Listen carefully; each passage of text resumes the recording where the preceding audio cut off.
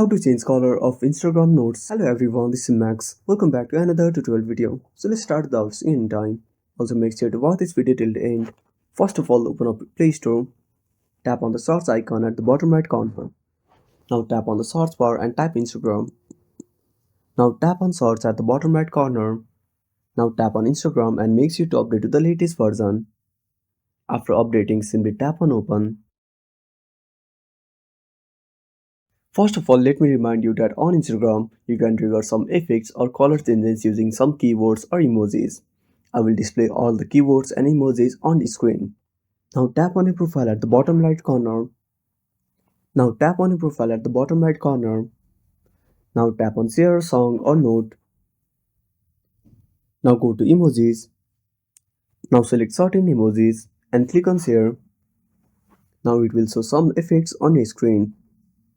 Likewise, when you use other keywords or emojis, you will trigger an effect on Instagram.